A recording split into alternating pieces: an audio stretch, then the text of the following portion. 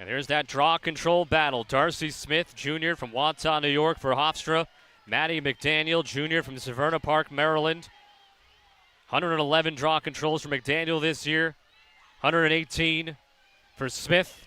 But it's Alexa Matera who wins her 67th draw control coming off the circle.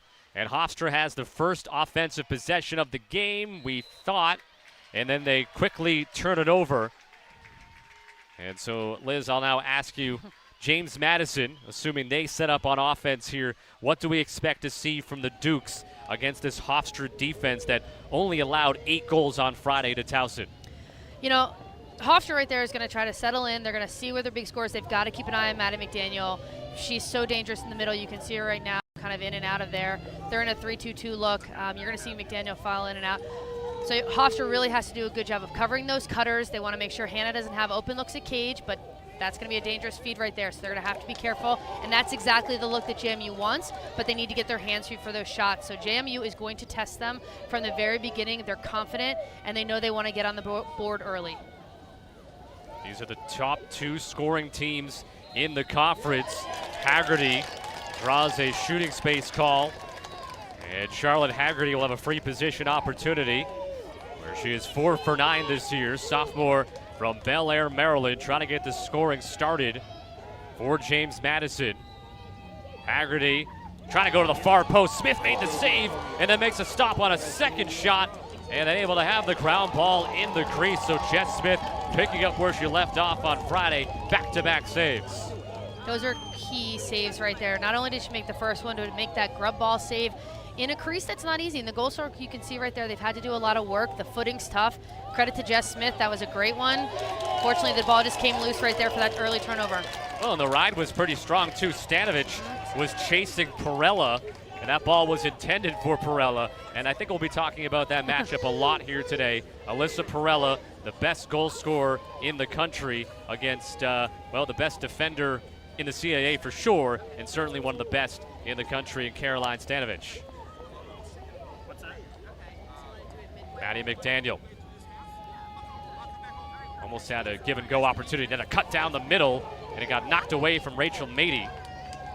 Stays with the Dukes. Just over 13 goals per game for both of these teams. They both possess strong defenses as well, both allowing right between 9 and 10 goals per game. There's a little bit of the situation.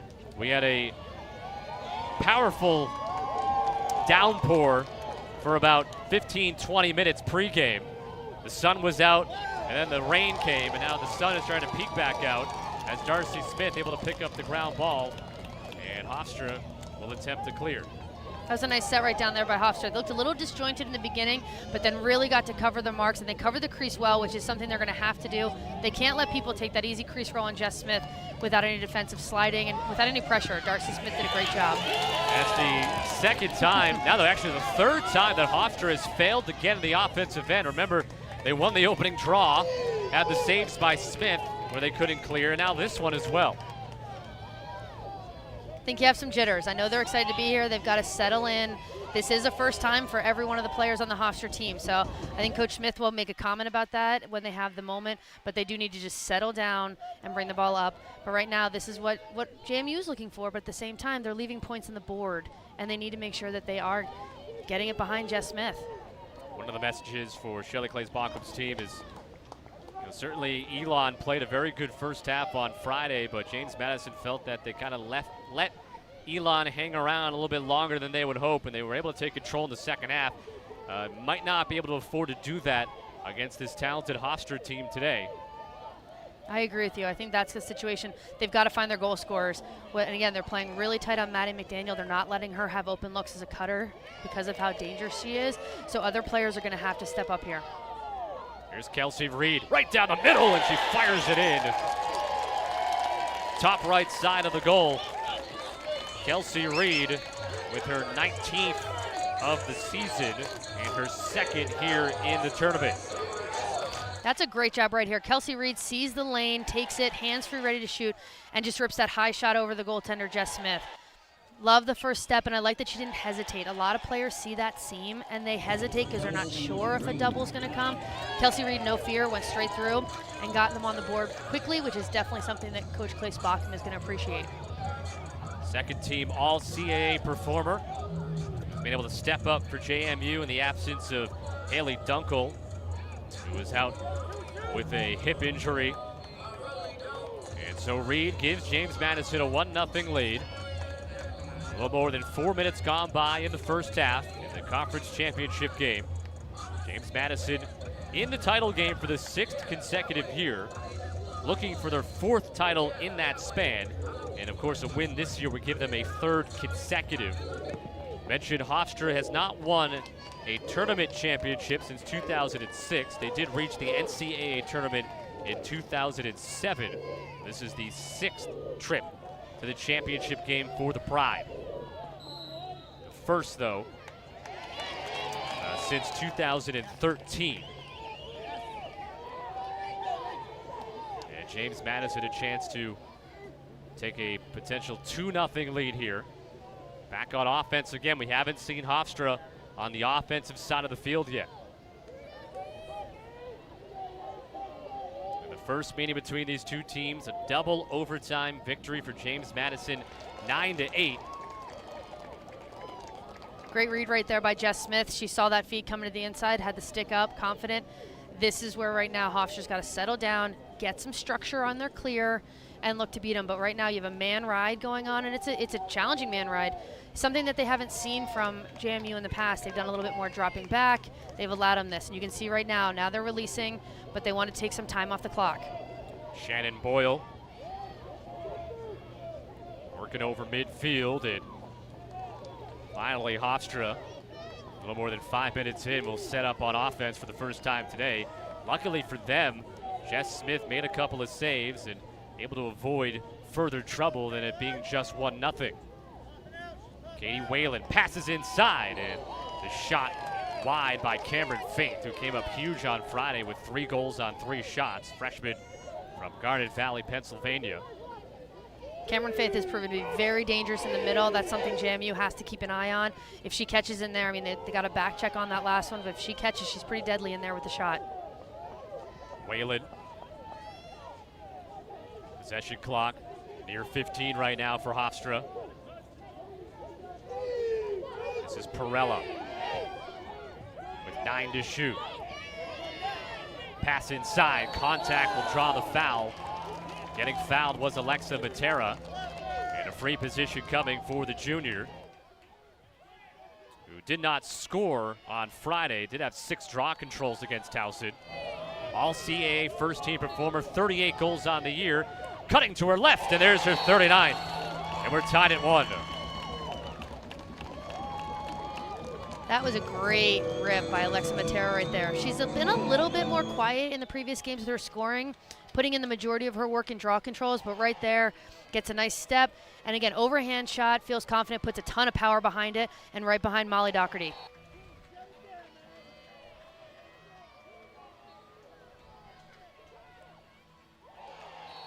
So tying this game up 1-1. 6 minutes into the first half. Tara's 39th goal of the year. So far with the draw controls, the 2 that we've had, 1 win apiece. Hofstra against Towson on Friday. They dominated at the circle, winning 16 of 21. And when they played JMU earlier in the year, they have the advantage as well, winning 12 of 21. In that game, Maddie McDaniel was taken off the draw, and she told us yesterday that she's trying to not be as stubborn. If she starts to lose, that's a sign that she needs to change something up and not be stubborn and just try to keep doing what she does. So we'll see how this matchup develops, because Darcy Smith on Friday, she was taken out from the draw as well after some struggles. Yeah, both coaches weren't having that, weren't having the stubbornness from their players. But again, both of them acknowledged it, and I think they're ready to move forward today with the adjustments that they need to help their team win. Got a push with the ball loose, and so James Madison takes over. Shelly Clays-Backup telling us, though, in that Hofstra game, Maddie McDaniel, she didn't let the struggles get to her, and she came up with the game-tying goal, and then eventually the game-winning goal in double overtime. That was open there for Daria Lucchese, who was cutting hard. And then speaking of cutting hard, right to goal, Hannah Haven. Tallies one early here for James Madison, which is an important sign for the Dukes.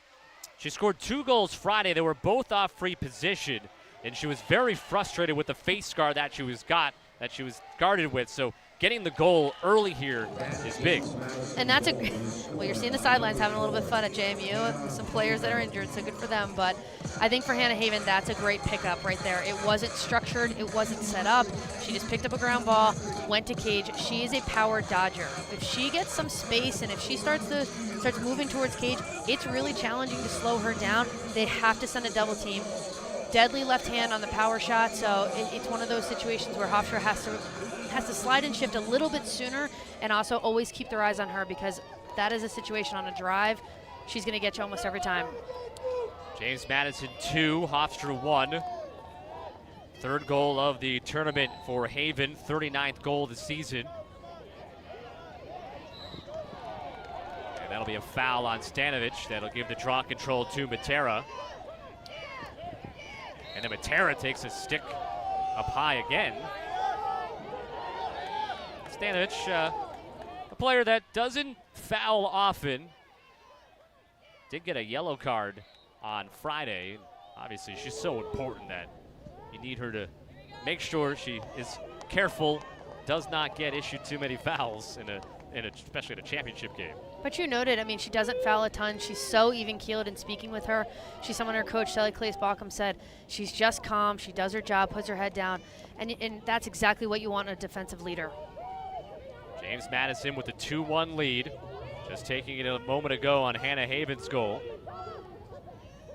Hofstra has scored on a free position from Alexa Matera. Soft spot in the middle, saved by Doherty. Once again, Cameron Faith, it's the second time in this game that she's found the opening in the middle. First shot was wide, this shot saved. That's going to be an adjustment that JMU is going to need to make right there as they actually turn it over. They said that they could collapse, and we talked with the coaching staff and the players that they were great at collapsing to those shots inside. They have to be quicker stepping up on those open players. It's just a little slip cut from the top with Cameron Faith, and she's going to have to do JMU will have to do a better job stepping up and really limiting the amount of times that they can do it. Take those shots. Hofstra getting a chance to attack again. Perella, 85 goals on the year. She gave it up. And we have a whistle. Free position here for Hofstra, for Erin Demick, who was quiet on Friday, but was big last weekend with 7 goals against Drexel as it jarred loose. And I want to say that was none other than Stanovic. I think she was the one that probably got the stick there. And when in doubt, it usually is her knocking it away on a free position. Now Logan Brennan the other way. Bounces one by Jess Smith, who got a piece of it. But Brennan scores her 34th of the year, and the scout team player of a year ago continues to have a tremendous junior season, and JMU leads 3-1. Jess Smith is going to want that one back. You know, they're talking about in transition, they're slowing it down right now with their huddle, that they have to slow down the JMU fast break, which is excellent, and they're going to push to cage. That's that confidence of being a veteran team here. They're not going to just slow it down. They want to push. They want to guns blazing, as actually Coach Hofstra said the other day with his team. That's what JMU wants to bring. And Jess Smith, I think that was a tough bounce shot right there. And again, with the way the goal circles are, with how they've had to fill it in to try to dry it up, that's a really tough bounce for Jess. We talked about this on Friday with Logan Brennan, the fact that last year in practice she played the part of the opposing team's best scorer, a player like Alyssa Perella or Natalie Sulmanti from Towson. That would be Logan Brennan's job, and basically just built confidence from that because she was able to get the better of some of her defense teammates like Stanovic, like the goalie Doherty, and it translated onto the game field this season. It definitely has. You're seeing a confident player in Logan Brennan, and that's what every coach wants. Sometimes it's by being a scout team member. Sometimes it just clicks. You get that light bulb moment we coaches always talk about, and Logan Brennan has definitely found it. McDaniel with the draw control win. So 3-2. James Madison winning in that category. In the first meeting between these two teams, Hofstra won on the draw controls, on the ground balls, all the hustle stats, and obviously Shelly Claes-Baucom, that is something that she needs, wants her team to be able to improve upon in this game, need to win those categories in her eyes to win the game. And it's funny because the coach on the other side of the bench said the exact same thing. They have to win the draw controls. They need to make sure they're gritty and winning some of those battles as well. So I'm not surprised with the CAA team that it's about grit and hustle stats. Haven spinning inside the 8 meters, and some contact with the stick on her arm, it appeared, and that'll give Haven a free position. She was 2 for 2 Friday against Elon, 50% on the year. Got a pass off in front, McDaniel scores! Hannah Haven, who was 4th all-time at JMU in assists, adds another to her collection. That was a fantastic look. She's set up, actually. She's a dual threat right there. Hannah Haven is a power shooter. So in the past, you've seen her take a one-step rip on cage at a free position. So she made Jess Smith stay in cage and honor that shot with the knowledge that she was going to pass it down to Maddie McDaniel the whole time. That was a great play by JMU. Tough breakdown there for Jess Smith. And again, this is the start that JMU is looking for. I think you're going to start to see Hofstra make some of those changes. They need to get back to their loose, relaxed, we can do this level of play, and it's going to start on this draw control. We can see Darcy Smith has been taken off the draw. Katie Whelan is back on, who had 3 draws the other night, which was fantastic. She's going to be looking to get it away from Maddie McDaniel.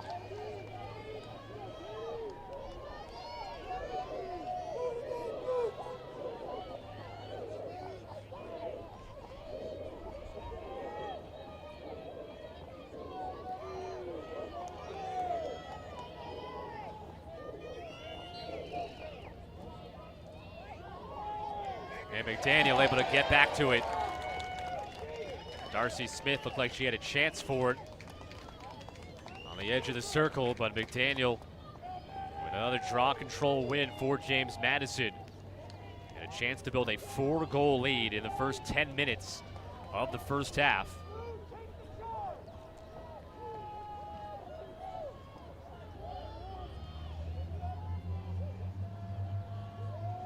Haven out front. Starts her dodge, moving left. And Kelsey Reed's shot was high, but that was good movement in front of the goal. You had Tchaikovsky, who cut directly in front of the crease, and then Reed kind of as that secondary cut behind, and that's where the pass went. And she gets a free position out of it. Looking for her 2nd goal already. And getting a piece of Smith, trying to scoop it up. Could not control it. She has to retreat back to the crease, which allows JMU to get a 2nd opportunity on this offensive possession. And they have a fresh possession clock, which is great for them. They can work the ball. That last setup was excellent. Hannah Haven driving down the left, swinging it through X, kicking it back up top. And it's a situation, if they can keep the ball moving like that, they're going to make this really challenging for Hofstra to mark out their top inside players. We have an off-ball detaining. So you're going to see that free position in the center hash.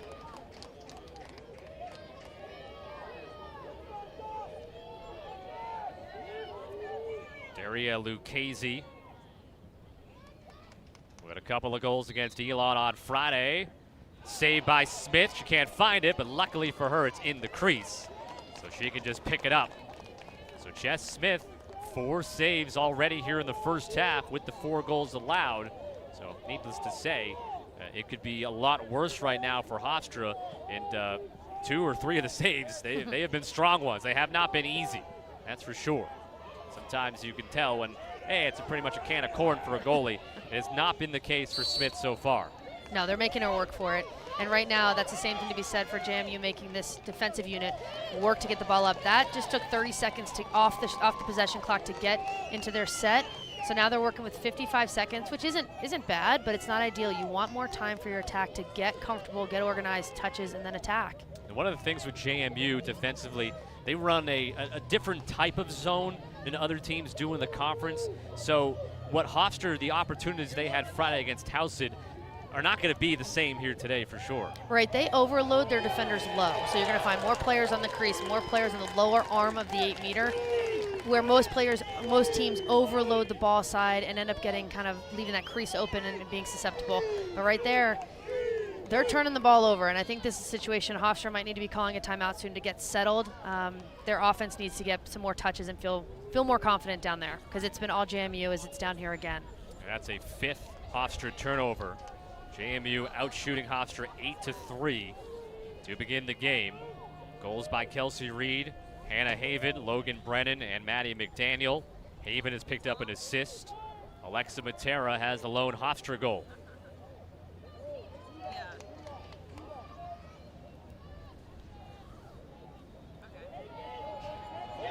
Working hard, getting free, and bouncing it home, Logan Brennan for her second.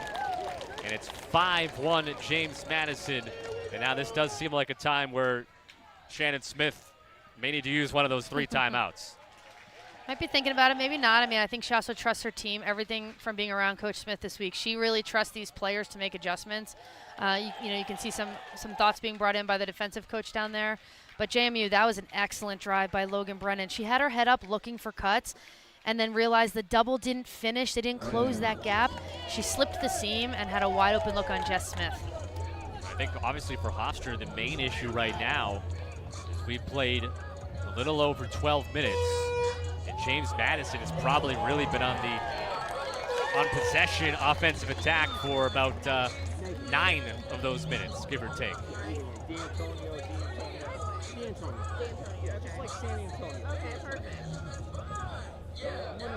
But kind of stirring towards the sideline. I think there's going to be a stick check right here. So it wasn't a timeout. It looked like it. They did the horn, but all of a sudden they asked everyone to put their sticks down, and they're right now searching for a stick down in the Hofstra bench. And James Madison starts to clap and dance, leading 5-1. All right, let's go down to Megan Triplett, who is standing by with CAA Commissioner Joe D'Antonio. And now we have CAA Commissioner joining with us, Joe D'Antonio. Joe, what are your thoughts so far on the game so far? Well, it's exciting. I mean, this is exactly what we expected. 2 very good teams within the CAA coming down to the championship game. It's exactly what we expected. I expect an exciting game all the way through this afternoon. And what are your thoughts on James Madison hosting this tournament again? Well, we're very fortunate. James Madison's hosted several championships since I've been the commissioner, if not for 3 years, and it's a top-notch institution. Their staff is top-notch. Anytime we come here for a championship, we know that's exactly what we get, is a top-notch atmosphere. And again, can't say enough about the job that their staff does. And talking about top-notch, the conference overall, you guys have won a lot of national championships. You got field hockey, football, lacrosse. What does that mean to a conference as a whole? Well, I talk all the time just about the purity of the CAA and the fact that it's incredible what our student athletes are doing academically, first of all. The NCAA measures academic success by the APR. And notoriously, year in and year out, our conference is ranked 4th or 5th out of 32 conferences. And you couple that with exactly what you just said, the success that our athletes are having on the fields and on the courts. We're winning national championships, and it's just an incredible and special combination. We're very fortunate to have that within the conference. And yesterday, you were at the men's tournament. Now you're all the way over here. What was going on yesterday with Towson winning? Well, it was a great game. It was a great game. Towson pulled out, had a 4 or 5 goal lead for a good portion of the game, but boy, oh boy, did Drexel mount an incredible comeback. Yeah. They had a shot with about 25 seconds to go. If that shot goes in to cut it to a 1-goal game, then you go into a face-off. It could have very easily been tied. So a great game by both teams, 2 really quality programs. Something that's important with the game of lacrosse, we're always talking about growing the sport a lot more. Why was it important to you to partner with Ellison to make sure fans could watch lacrosse wherever they are? Well, we wanted to make sure we were with a partner that wanted to let the country know about our programs. And with LSN, they've been a great partner, and that's exactly what we've received. It's so much more in our partnership than just about the games. It's telling the story of our coaches, telling the story of our student athletes, the shoulder programming, the special features that are on. It's the constant drumbeat of the country hearing about CAA men's and women's lacrosse on LSN, and that's big for us, and I know it's big for you guys. Thank you so much, Joe, for taking the time to chat with us. I appreciate you having me. Thank you. Thank you to Megan and the commissioner. Maddie McDaniel scoring her second goal. And James Madison with a 5-goal lead, 6-1. And now we'll get the timeout called by Shannon Smith. James Madison dominant so far, out shooting Hofstra 10-3. Have won 5 of 7 draw controls. Hofstra's turned it over 5 times. Really just need, at the very least, just need some possession time. Need to get on the offensive end, get a little bit of confidence, and obviously score. But you know, if they can at least take a little bit of pressure off the defense to start, and then build from there. Obviously, a ton of time left as Wayland will take on McDaniel. You have Smith, Darcy Smith, and Matera are on the circle against Stanovich and Reed as well.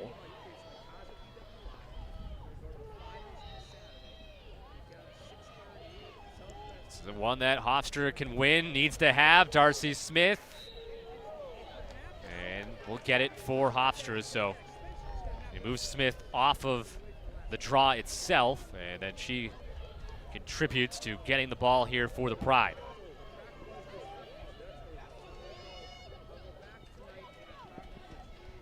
Good transition right here. And again, they don't want to rush it. I think that's a common mistake young teams make, is that they're down by 5 and they feel like they have to rush something. This team does extremely well on offense when they run through their sets, when they know who their feeder is, they know their cuts, and they play their style of lacrosse. So I'd like to see that here from Hofstra in this next offensive set. Hofstra likes to have space to dodge. They really want to spread it out, have room to make their moves, and obviously James Madison wants to counter that, not want to limit the space, especially for Alyssa Perella.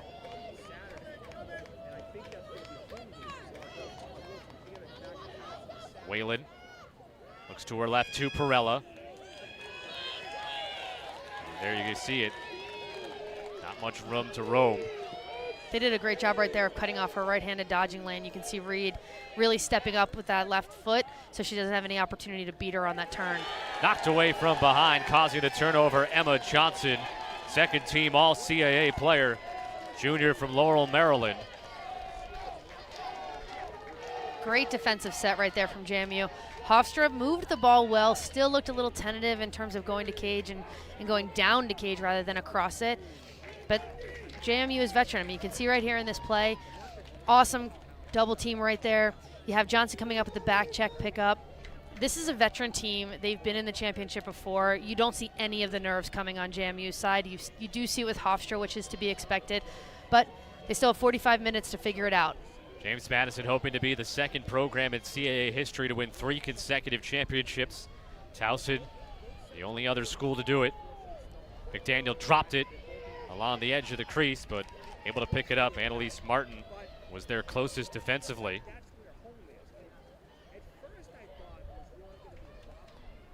Now Brennan, pass to McDaniel, and she puts it high and home. Her 3rd of the game already, her 7th of the tournament, and it's been the Maddie McDaniel show this weekend at Santerra Park.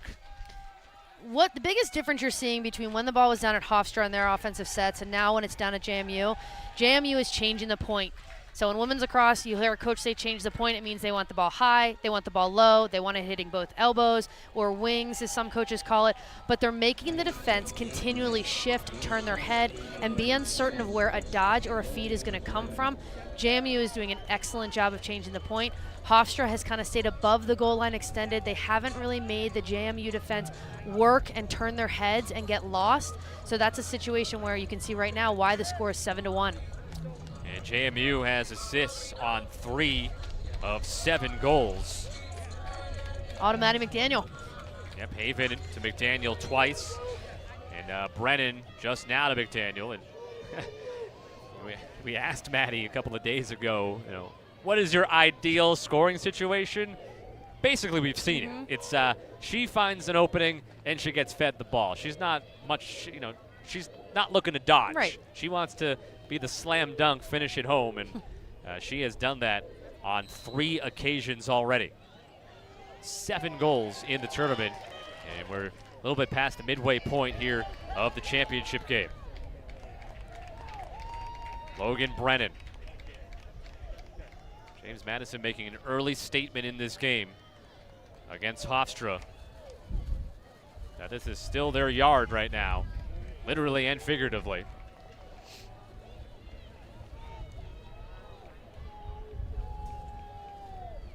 Right now you're seeing Hofstra shifted over a little bit to man. Their zone was struggling with the cutters and with the dodging and shifting. So right now you're seeing them in a man defense, and you have a face guard on Hannah Haven. Good roll back towards the crease, and Brennan scores. I think Jess Smith thought she had that one, and again, not happy at turning in the back of the net and having to pick that one out. But that's a great lefty crease roll by Logan Brennan, who's showing that she is dangerous on both sides. Little question mark dodge. She rolls up the left, curls back, has the defender on her back, and finishes low. Excellent shot. So she joins McDaniel already with 3 goals in the game. 5th of the weekend for Brennan. And now 36 on the season.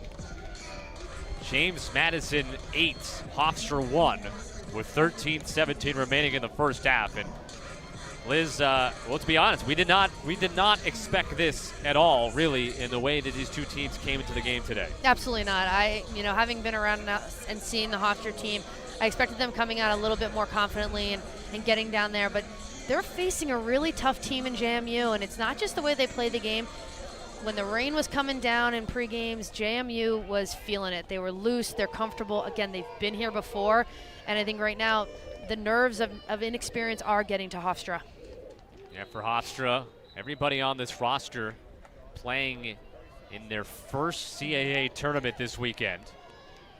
Yeah, when the downpour came during warm-ups, James Madison was dancing around. Hofstra was moving around a little bit, but James Madison was enjoying the rain a little bit more, which is with Friday we had the 2-hour rain delay. We heard from Hofstra that they were in the locker room, they were having a dance party, they were staying loose, and in fact, every time that a new game time was announced, whether it was we're going to restart at 8:15, okay, now 8:30, now 9, that they actually got up and they cheered because they were happy to keep the dance party going, and it translated into when they came out and they really dominated Towson in the rest of that game. But right now, draw controls 7 of 10 victories for James Madison. Hofstra just had not had the ball offensively. This defense is, you would think, on the verge of tiring out early. Yeah, they need to stop right here, and then to be honest, as the ball goes down the field, they need it in Alyssa Perella's hands. She calms them down. She gets them feeling like they're ready to go, so that's got to be a situation. They need to find a stop, although with Hannah Haven going hard, it's going to be hard, as you saw right there. Just a downhill dodger, Hannah Haven, and then the power shot high. Her second goal of the game, 9-1. I mean, lefty just drives that shoulder. She gets her hands free, and she puts so much power behind her shots right here. Ideally, Hofstra would have had a slide, but JMU did a great job of isolating and getting everyone over here to the right-hand side so that Hannah Haven had a wide-open left hand. And this was something they talked about. How are we going to get Hannah open more since she wasn't that much on Friday? Hannah's doing a great job of getting the ball and making things happen when she does. Yep, 2 goals and 2 assists for Haven. It's her 40th goal of the year. Her second of the game, senior from Syracuse. First team All-CAA this year, was second team last year. And Shannon Smith going to use her second timeout already here in the first half with 12:26 left to go. And the Dukes on top of the Pride, 9-1. And we'll keep it here during this timeout, Liz, because I want to insert you right now into the Hofstra huddle. You're seeing the game obviously from this vantage point a little bit different, but if you're in that huddle right now, what are you telling your team? Who are you talking to specifically? Yeah. It's very interesting because you want to fire them up, being like, what is going on? We need to make the change. At the same time, you got a lot of young kids in there. So in the huddle, I think she's already had, in that first time out, I think she already had the kind of fire and brimstone, figure it out, get it together. Now it's about, what do we need to do? Give me exact things I need to do right now. So I already saw their defensive coach go over to Jess Smith, put his hand on her helmet and say, hey, calm down, you've got it, focus on the ball. I think you're going to see the same thing when it comes to the rest of the team. This is exactly what we need to do. A, B, C, focus on that, move forward, and start doing our thing. Because right now, a lot of those players are thinking about the scoreboard. They're thinking about, it was my girl that scored. I can't get my footing. I missed my shot. And you need to harness them all into, hey, what can we do right now? Next play, next draw. Go from there and start to build momentum to get back into this game. Okay, on the James Madison side, you got an 8-goal lead. Everything's working. You're feeling good. Obviously, they need to avoid a lull. They need to keep the foot on the gas as you look back at some of the goals that James Madison has scored. And we know that Shelley Claes-Bockham is very intense. Yes. So I suspect that in the huddle, she is still making sure she's hammering home the game plan, that keep doing it, run away with this one as far away as you can, because we know that with Hofstra, with their many options on attack, they get going, they could cut this thing in half and then start to chip away from there. Oh, yeah.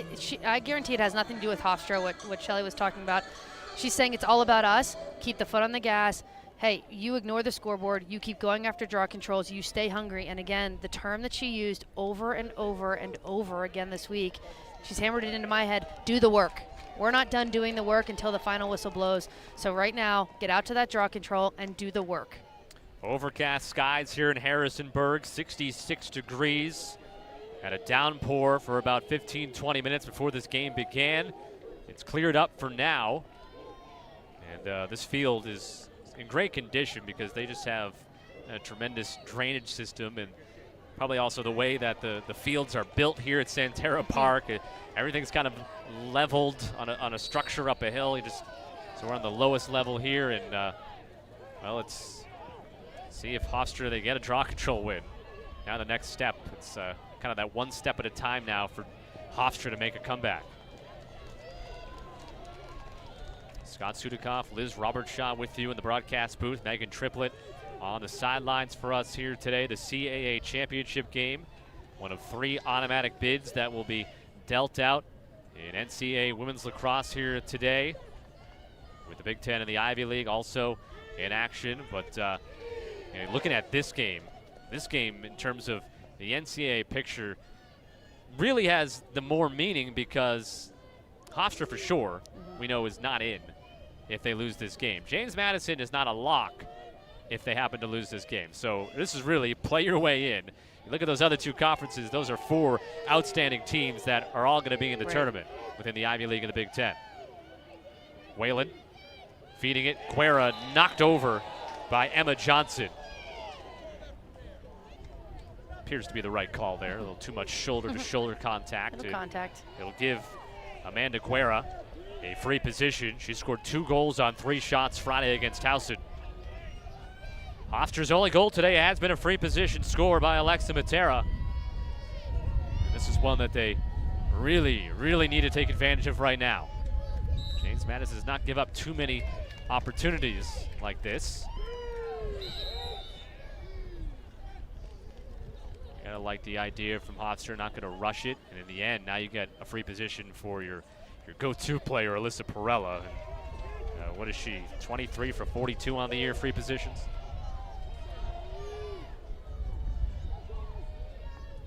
See if she goes with the one-step and rip. Nope, she'll cut back to the middle, and Doherty the save. That's a great save by Doherty, tracking that ball. Not an easy one, because she actually got screened off by Caroline Sandovich. Couldn't see the shot coming. Excellent job reacting. Such a quick step from there by Perella to move to her right and sling that one towards the goal. And yeah, Perella probably knowing that she could cause that screen with that move. And Doherty, who hasn't been tested all that much just yet, making her second save there. She's probably perfectly happy with not being tested too much. Let her offense work and build up the lead. JMU is looking like they're taking a little bit of time off the clock. I just think they have to be careful of not slowing it down too much, because you can get lulled into that. Any team has seen that. Oh, not worried about it. And they find Lucchese cutting. She delivers it home. That was a great James job. Madison with 10 first-half goals, leading 10-1. You can just see the ball going around the perimeter. Looks like she's going to take a crease dodge and just finds Lucchese cutting on the inside right there. She had her hands up free. No one really pressuring her because they doubled inside. leaving someone wide open. So, I mean, really nice look by JMU right there. Hofstra defense is definitely rattled. I mean, they're going to need this halftime to come soon so they can sit there and regroup and, again, find a plan for what's next. KZ, sophomore from Lansdale, Pennsylvania, scored 2 on Friday. And now 16 on the season. Daria grew up playing football as well as ice hockey. And we've seen it with the way that she dodges sometimes towards goal with reckless abandon. Her coach said she's a loose cannon, and that I said, oh, you know, I won't write that down. You know, I don't want to call her a loose cannon. And she goes, no, she knows. She knows. I can't tell if I'd like to be called that or not. It's one of those things, but it could be taken both ways, probably.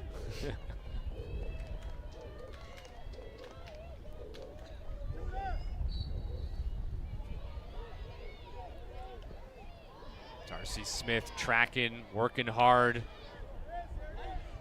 trying to be scrappy like her coach says she is. And in the end, get the win for Hofstra. Alyssa D'Angelo. Remember, this is a Hofstra team. And, you know, not only nobody on the roster, juniors, seniors, have been to the tournament, but this is a team that plays 8-9 freshmen with regularity. So it's a combination of both, not having been here and also just not having as much experience as a lot of the players on the opposite side of the field, obviously. And this is going to be a learning moment and a learning experience for them. So regardless of how the end of this game goes, I mean, there's still a ton of lacrosse to play. They need to learn from how this first half has gone. You know, offensively, we need to see them be a little bit more aggressive if they're going to get back into it. And again, that's something to learn from. The pass was too high from Perella as Whalen was cutting. Tracking it down, though, is Jenna Budd. She came up big Friday. She had 5 points. She could be part of a comeback effort if Hofstra can get things rolling. Senior from East Hampton, New York. Ball was dropped. Recovered, though. Still 25 on the clock here.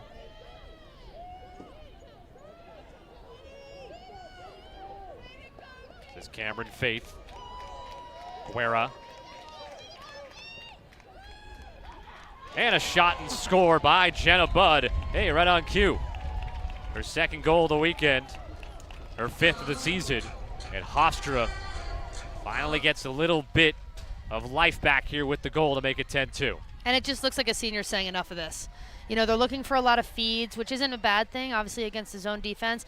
But at some point, they've got to penetrate in. That possession clock was getting down, and I love the fact that Jenna Budd, senior, who's made plays happen and got this team here today on Friday night with having 5 points, was fantastic.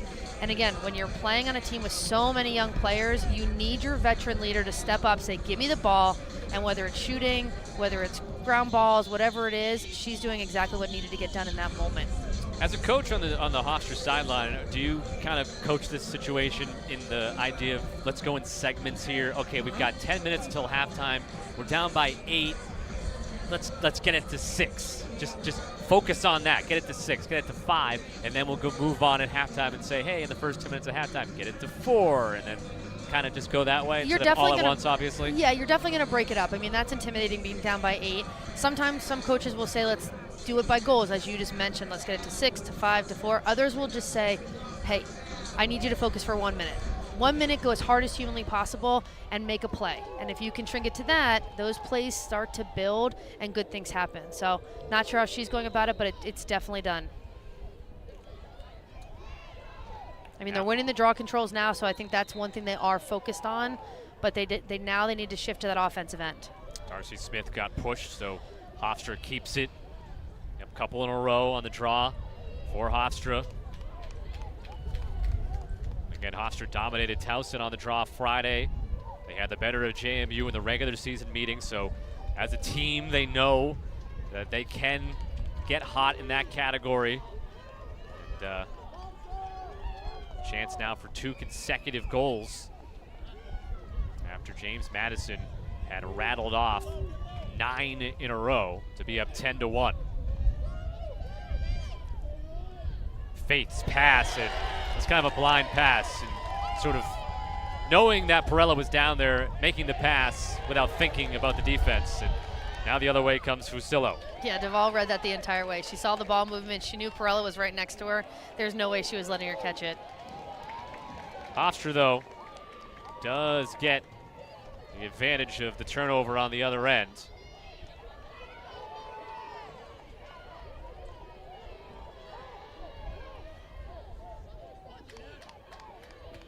So luckily able to get the ball right back and not have James Madison take advantage.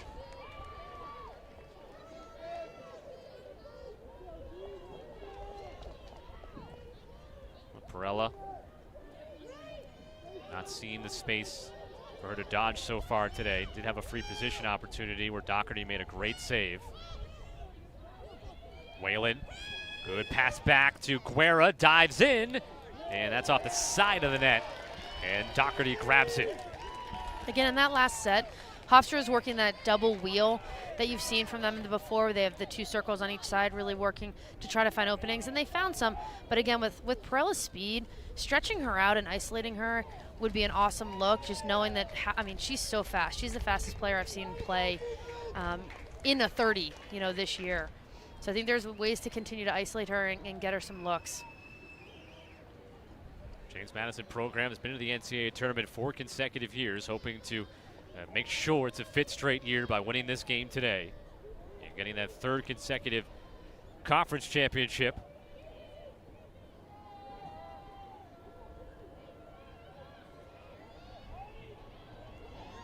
Losing the ball was Lizzie Fox. And now, well, it's going to go to JMU here, and obviously with the way that Anna Kaufman reacted there was that she got hit in the back of the head, but there's no call coming, obviously.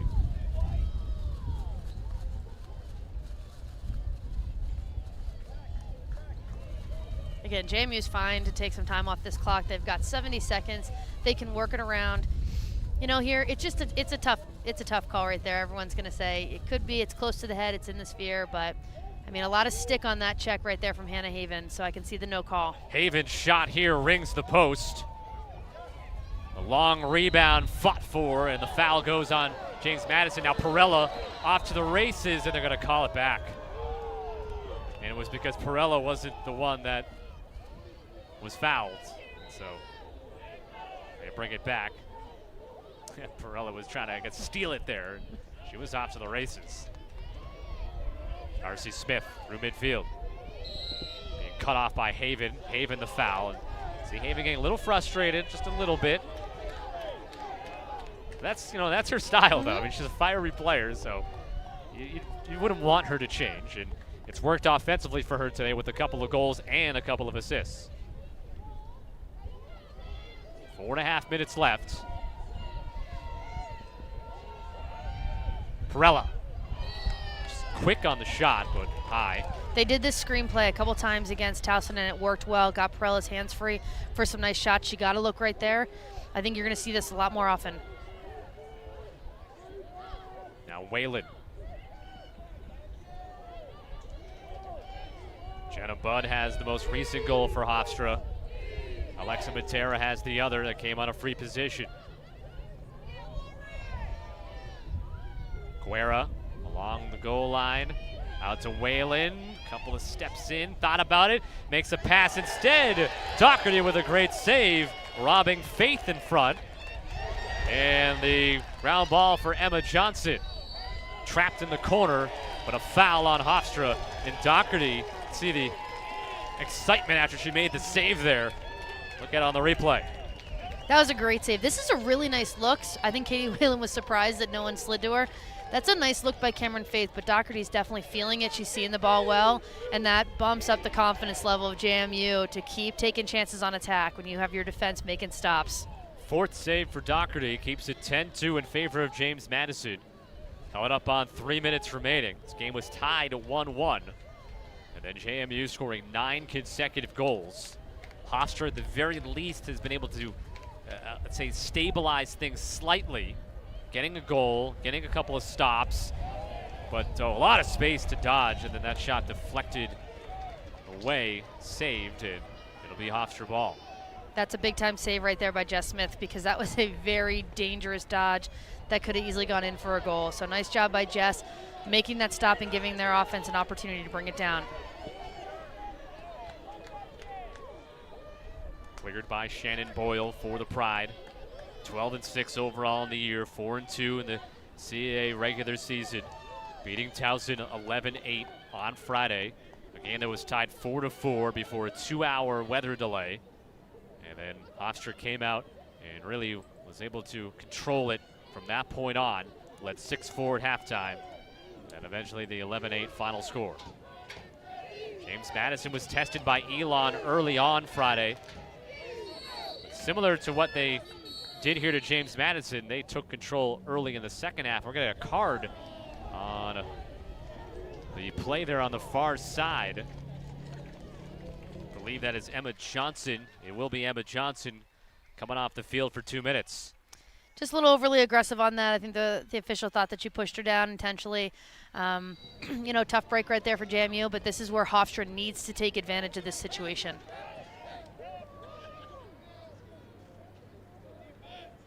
Have the 2-minute advantage.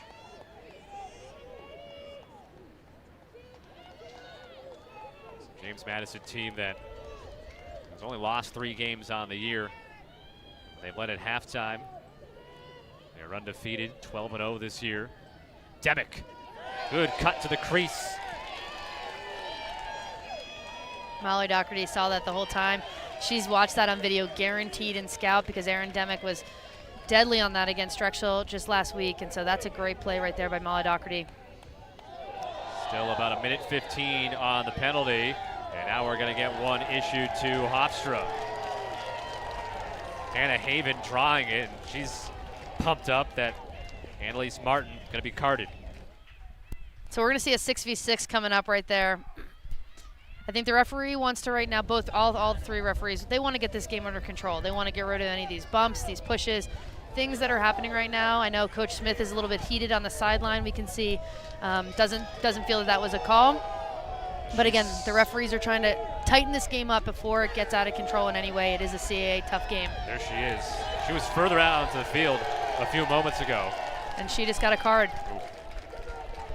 Now, James Madison will have the advantage for the final minute 18. It'll be 6-on-5. So right here, when the bench gets carded, for those that don't know, they're going to have to pull another player off. So that's a situation where, you know, right now, Hofstra could be playing with 5 players, JMU is 6.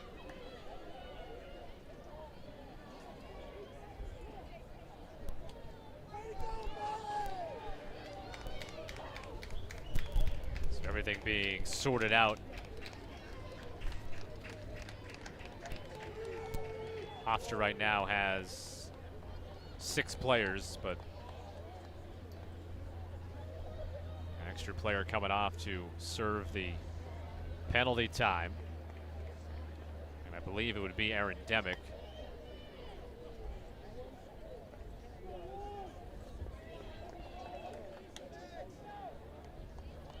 So they're actually taking out Jenna Budd for the extra player. It's not a bad idea to take out one of your attackers. I know Jenna Budd's playing midfield, but you can take someone that's a little bit more offensive. Pull her out, make sure you have your strongest defensive unit in there. So for the final minute 18 here, James Madison will have an advantage. 6-on-5. The prior card that was on James Madison's Emma Johnson, and then the one here on Annalise Martin, and then the card issued to the bench, or to Shannon Smith specifically, but usually just goes as bench in the book, we'll say.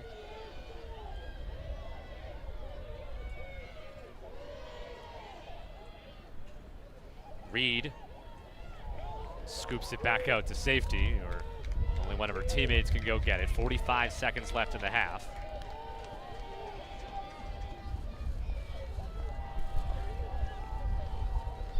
Retrieving it, Lizzie Fox.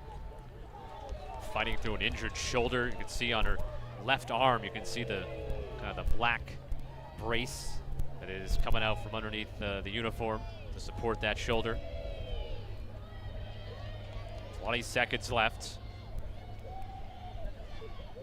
Haven across the field to McDaniel. That was beautiful ball movement right there. I know she got called for the shooting space. She's going to get a free position. But the way they moved that, she had Logan Brennan ready right there on crease, wide open. Free position for McDaniel. She's already scored 3 goals today. She's going to feed and saved by Smith.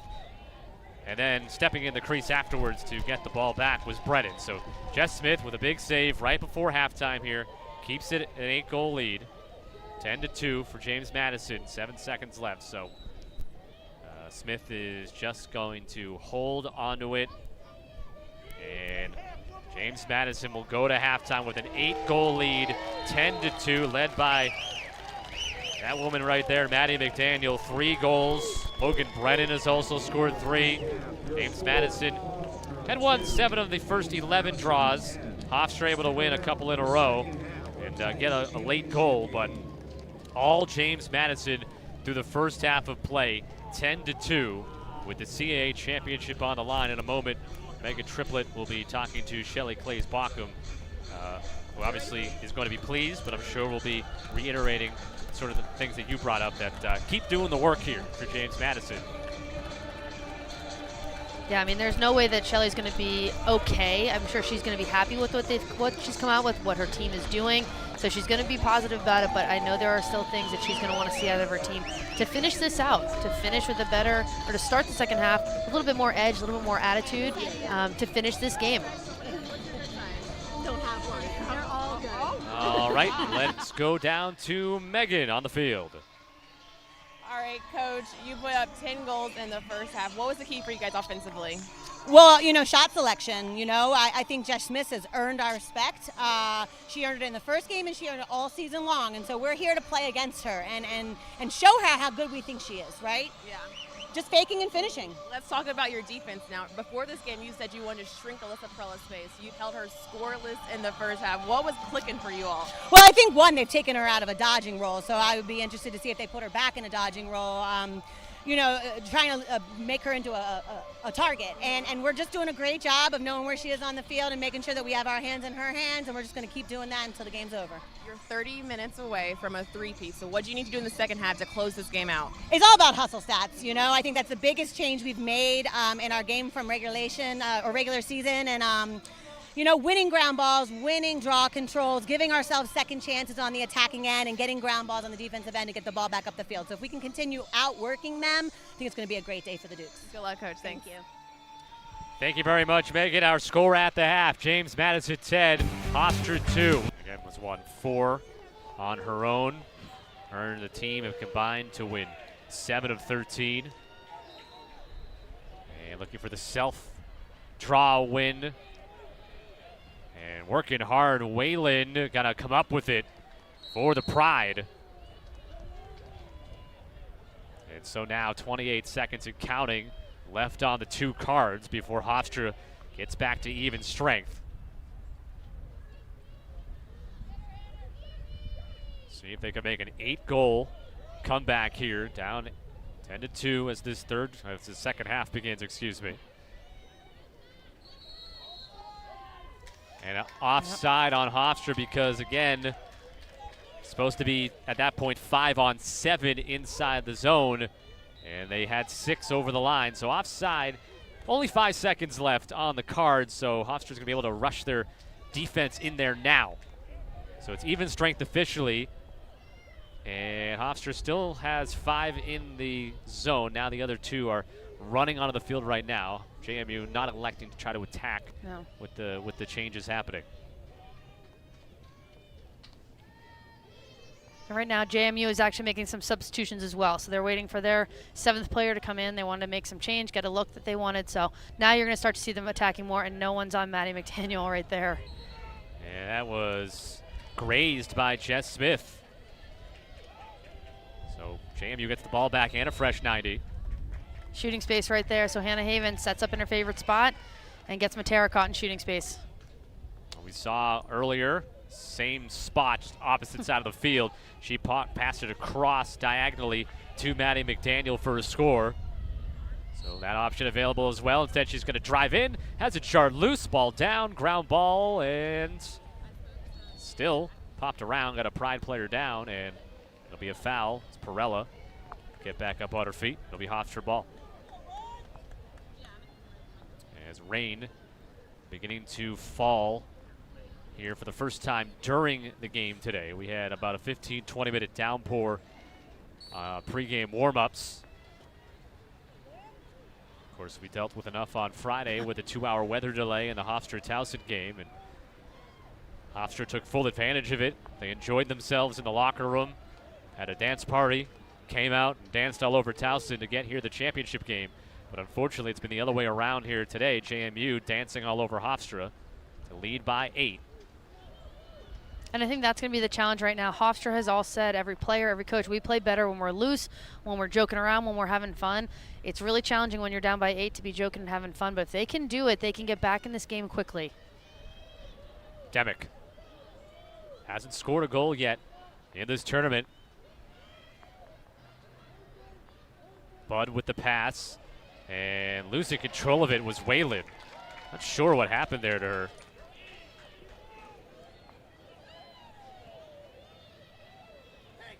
Brennan.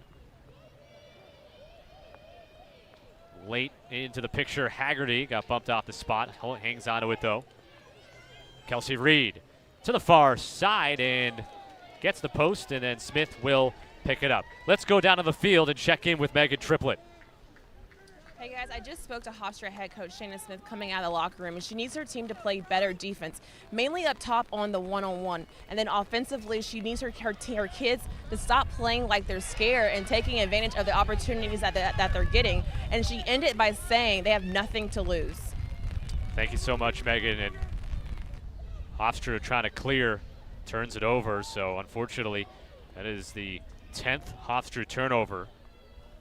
And James Madison right back in on offense. James Madison's last goal came with 10:18 left to go in the first half. So their scoring pace obviously has slowed down. Yeah, they've had a couple nice looks. They're going wide. They're hitting the pipes. So I would anticipate they're going to continue shooting. They're finding some wide open looks, and I think that, again, Hofstra needs to make sure to tighten that up. Maddie McDaniel's cutting in there. They have a lot of movement. They have those drives. So I would anticipate, too, JMU to continue taking some of those one-on-one drives to see if they can get double teams for finding easy opportunities in the middle. Another clear attempt for the Pride. Trying to win a conference championship for the first time since 2006. First appearance in the conference tournament, conference championship game since 2013. Shannon Smith in her 7th year as the Hofstra head coach really hammered home to us that this junior class is really the first full class that she was able to recruit start to finish. Kind of had a couple of half classes that she wasn't really able to fully invest in. But this junior class, and obviously kind of the linchpin of this team, but still very young overall. Perella doubled. They are, and again, regardless of what happens in this game, you're going to see this team get better and better because they've learned from a situation like this. I guarantee if the score holds and JMU wins this championship, it's going to be a situation that Hofstra's going to go home, and over summertime they're going to be saying, we've got work to do to be back in that championship game and have a different outcome. Kristen Russell picked up that ground ball all the way up the other side of the field. Almost had a shot for Katie Tchaikovsky as the rain is picking up here at Santerra Park.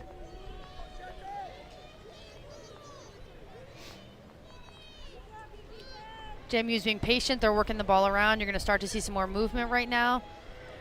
I'd anticipate, again, some cutters and some dodging looks from Logan Brennan. Nobody has scored yet here in the second half, and Hofstra with another defensive stop. Coming out with it is Shannon Boyle, sophomore from Huntington, New York. That's the second time they've tried to do that. They've come around the crease. They've looked for an inside cut. With the rain coming down and, second half people are a little more tired, I think better decisions could be made right there. It's tough to catch, and there's some heavy defense going on. Perella had it knocked loose. Then Perella called for a foul. Would have got called for another one right there. And streaking ahead is Kristen Russell. player that's been inserted into the starting defense for James Madison at the recommendation of the players themselves. They went to the coaching staff and said, we think our best defense includes Kristen Russell. And that was a nice cut by Rachel Mady, but she couldn't finish. To finish that story up on Russell, and when the team was told by Shelley Claes-Bockham that she would put Russell in the starting lineup, everybody in the locker room stood up, cheered, was very excited for Russell, a junior, and even the player she was replacing in the starting lineup, Rachel Mady. Haven tracks down the loose ball, still 45 on the possession clock for JMU. Stutter finds Lizzie Fox, and she's fouled. Not a bad look. I actually thought Hannah Haven was going to take that dodging lane, knowing that she had her left hand up and she could go in, but a good look to Lizzie Fox. Takes a couple steps, gets that foul call, and now you've seen right now JMU is jockeying for position down on this free position. So we'll see if Lizzie Fox elects to take it or if she's going to feed it to one of the 3 players that she has on the right arm, especially with Hannah Haven lefty up in front. The left shoulder, the injured shoulder for Fox. Again, you can see the black brace showing underneath the uniform. She's going to dive in, and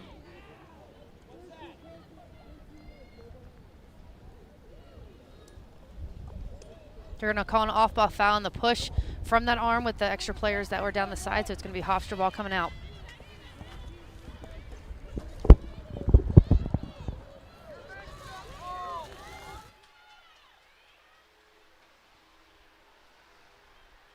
James Madison comes in winners of 8 consecutive games.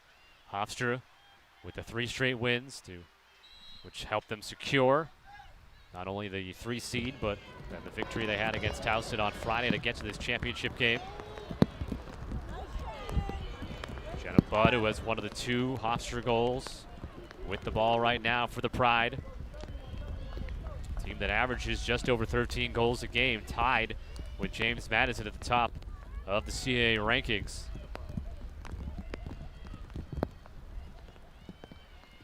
Really tight feed right there. I mean, really crowded. You had the entire JMU defense kind of sitting in there. Again, they're looking for some things that I think they want to be there. But if they keep moving the ball, if they change the point, they're going to find better opportunities.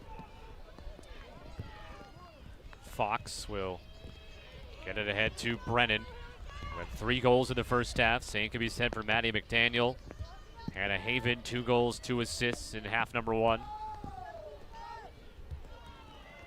James Madison, though, is on an 18-minute scoring drought. Didn't score the final 10 minutes of the first half, and 8 minutes through the second here, neither team has scored. And trying to change that, Lucchese. Nice save by Smith. They're digging at the ground ball and scooped back out where James Madison can grab it, Hannah Haven.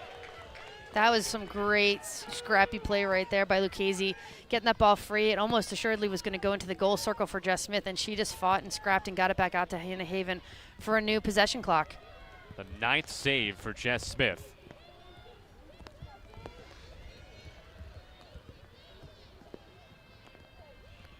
Fox trying the face dodge. Brennan feeds it all the way up top. Fox couldn't handle it, and able to recover it was Russell right at the line there, and she almost made a move to step into the zone, which would have been offside. Ball down, and away from off the ball with the ball loose, I should say. A call goes against JMU, so we've played 9 minutes. Neither team has scored. Hofstra has looked a little bit better defensively, just haven't been able to get the offense to come around yet. Yeah, it's a little sloppy. I mean, again, the rain's coming down. I can tell the footing inside that 8 meter. You're seeing a lot more dirt versus grass, so it's slippery in there. Again, teams are going to find better options if they're taking some one-on-one drives, because if footing is tough, you want to take it to those defenders. It's hard to get some of these feeds in because you can't always see what's coming at you and the ball's popping out. So I think if you see more drives, you're going to find more success for both teams. There's Perella slipping, still catching the pass and hanging on to it. It's a situation where the offensive player knows where they're going. The defense doesn't, obviously. And then, so you have that advantage with the slippery conditions. Drawing the call is Alexa Matera. And so Jenna Budd And she'll look for her second goal of the game on a free position, potentially.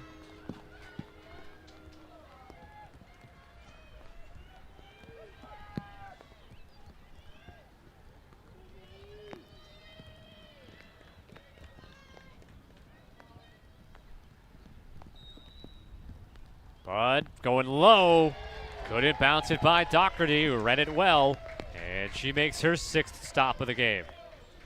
Doherty's so comfortable in cage. You can see right here, she's patient, she waits. It's going to be tough to get a bounce shot on a day like today in these dirt, but Doherty reads that the whole well. Textbook save right there, but a turnover and giving Hofstra an opportunity to get it back. Demick then losing it, battling, and that was Lucchese. Was able to get the ball back for JMU, a push by Hofstra. That's 2 hustle stat plays right there for Lucchese, and I know that's something that, having heard from Shelly Claes-Bockham at halftime with Megan, they want the hustle stats. They've got to outwork Hofstra. Lucchese is really setting the tone for that work.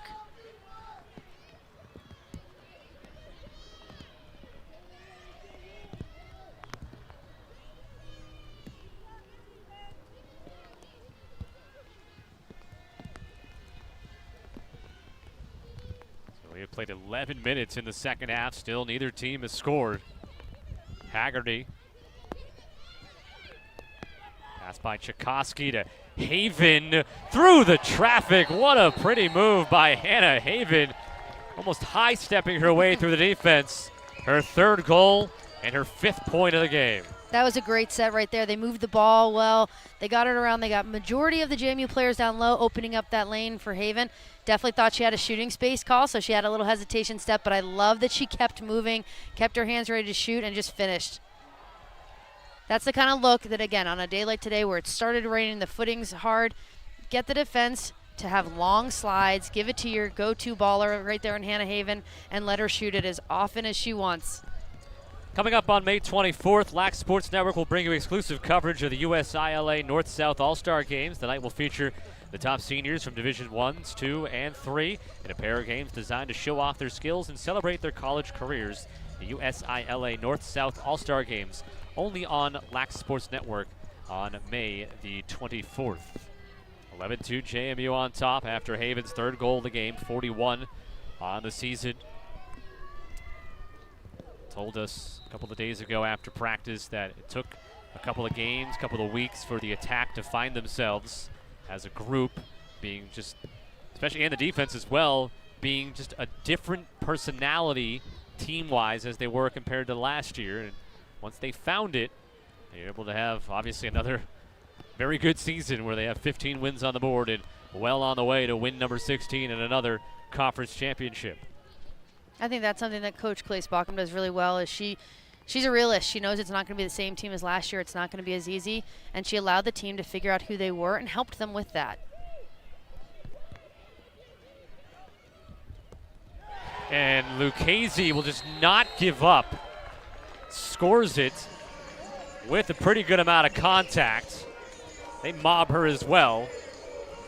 And it's a 10-goal JMU lead, 12-2. Lucchese is just such a scrapper right here. I mean, she keeps moving through a triple team, gets back-checked, still finishes on the shot. She's been on ground balls. She's taken a great drive right here.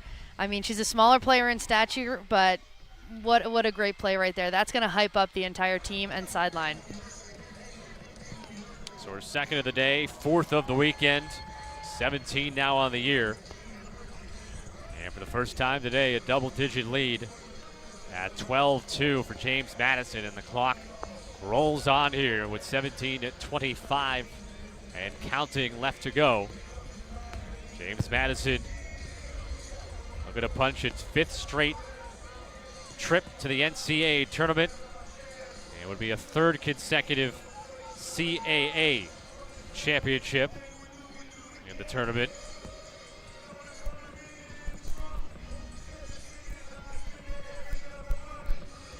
Now here, play is being delayed and the clock is rolling.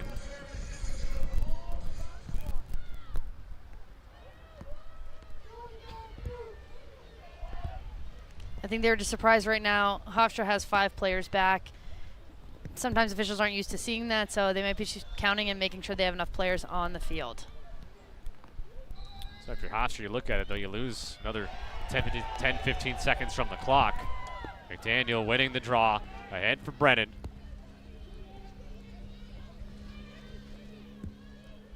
Well, this has been, so far through almost 45 minutes, JMU, exactly what they said, that this is still their time to shine, still their conference, still their tournament, and not going to let the upstart Hofstra come have the better of them, and exactly what has played out here today.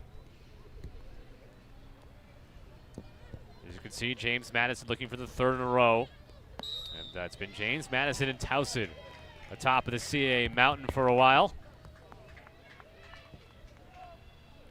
And James Madison would be just the second program in CAA history to win 3 straight championships, joining Towson.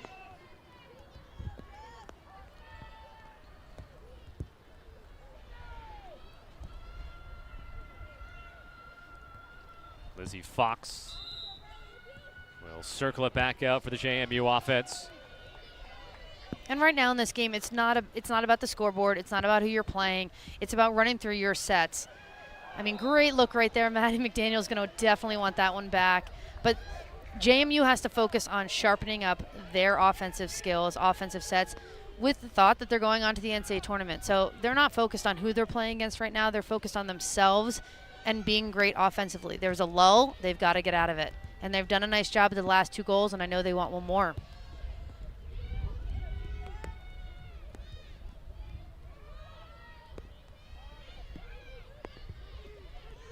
McDaniel. And it's a tough one. It bounces and skips that Brennan is eventually able to corral.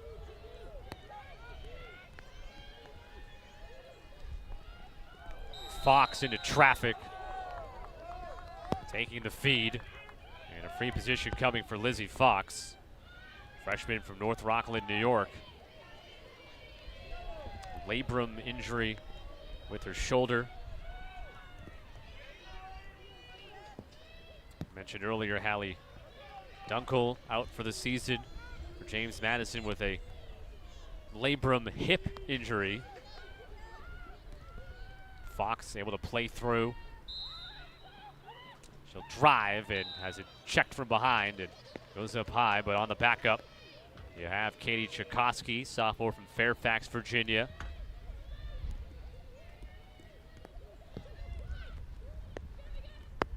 Tchaikovsky passes to Brennan. And great ball movement, but Jess Smith was there. Nice job for her coming out of the cage, making sure she was covering for a defender that didn't quite have that slide. Shannon Boyle got there a little bit late, helped out. And now back at the line. A quick restart for Hofstra. He'll be brought back.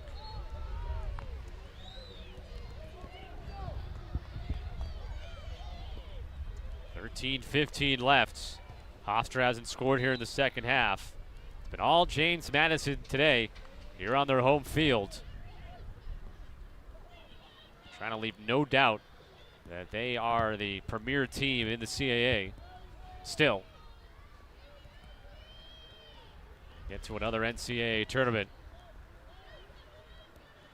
Certainly be a tougher road this year for them to get back to championship weekend the way things shake out. They're going to be on the road with an NCAA tournament bid. They've got better movement and they're moving faster right now. But again, you got to see some of those drives. Coach Smith made the comment about players being a little hesitant and not being scared. She needs to see someone who's ready to just drive in. You might take a hit, but you got to get your hands free and look for a shot on cage.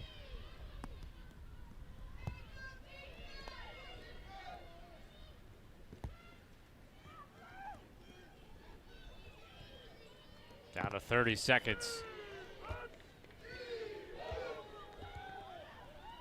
Perella trying for her first goal of the game, and it's skipped wide.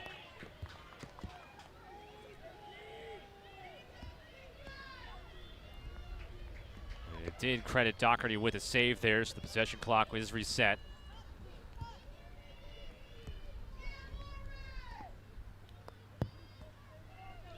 Fewest goals in a game this year the Pride have scored was 8, and that was in the 9-8 double overtime loss against JMU.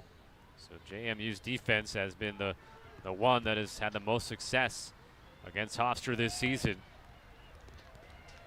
Yeah, they've been looking really solid. They're shifting well, they're sliding, they're passing off players in their zone. They have their eyes on ball all the time. Again, that's why Hofstra needs to move it behind Cage to change it up, but they've done a nice job defensively here. Getting fouled is Cameron Faith. And the clock here with the 10-goal difference just continues to roll. And Caroline Stanovich and this JMU team is okay with that right now.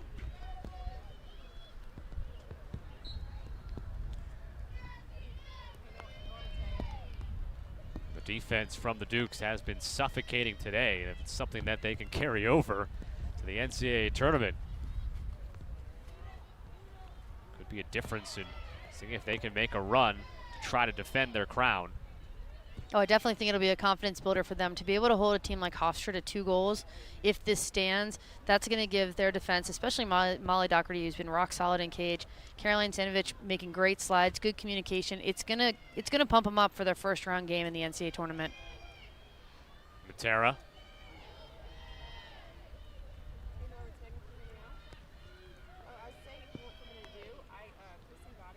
Perella's pass, a bit off target. Recovered, though, by Bud. 18 on the clock.